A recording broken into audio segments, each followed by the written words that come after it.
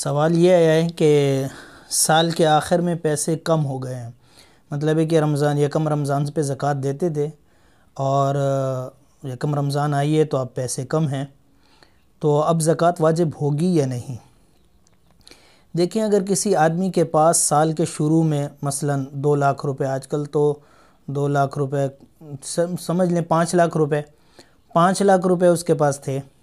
اور سال کے آخر میں صرف اتنے پیسے رہ گئے ہیں جس پہ زکوٰۃ واجب نہیں ہوتی، تو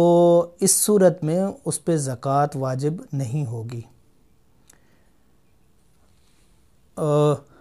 ایک شخص ہے، مثال کے طور پہ اس کے پاس 5 لاکھ روپے یکم رمضان کو تھے، یا یکم شعبان کو تھے، یا یکم رجب کو تھے، اور پھر دوبارہ جب یکم رجب آئے گی تو تب اس پہ زکوٰۃ واجب ہوتی ہے نا، تو اس پہ زکوٰۃ واجب ہوتی ہے۔ اب جب آئی یکم رمضان، سمجھ لیں یکم شعبان یا یکم رجب آئی، تو اس وقت اس کے پاس پیسے نہیں تھے، اتنے پیسے نہیں تھے کہ وہ زکوٰۃ، مطلب اس پہ زکوٰۃ واجب ہوتی نہیں تھی، تو اب اس کے پر زکوٰۃ واجب نہیں ہوگی، چہ جائے کہ 8ویں مہینے میں 9ویں مہینے، مطلب ہے کہ رجب سے پہلے جتنے بھی مہینے تھے ان مہینوں کے اندر ان کے پاس پیسے تھے، لیکن ابھی آخری جب تاریخ آئی تو پیسے نہیں ہیں، تو لہٰذا ان پر زکوٰۃ واجب نہیں ہوگی۔ ایک بات تو یہ ہے۔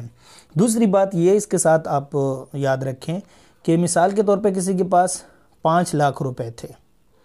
یا سمجھ لیں 15 لاکھ روپے تھے، اور وہ کم ہوتے ہوتے ہوتے ہوتے جب تاریخ آئی،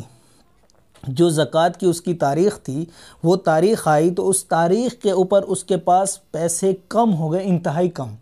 15 لاکھ تھے، 1 لاکھ ہو گئے، تو 1 لاکھ کی ہی زکوٰۃ دے گا، 15 لاکھ کی زکوٰۃ نہیں دینی۔ یہ بھی ہو سکتا ہے کہ 15 دن بعد اسے ملنے ہیں واپس پیسے، اس کے پاس آنے ہیں، ٹھیک ہے، تو اس پہ بھی زکوٰۃ جو موجود ہیں، جس کا وہ مالک ہے، اسی کی ہی زکوٰۃ وہ دے گا، اس کے علاوہ نہیں دے گا، ٹھیک ہے۔ بات امید ہے کہ سمجھ آ گئی ہوگی۔ واللہ اعلم بالصواب۔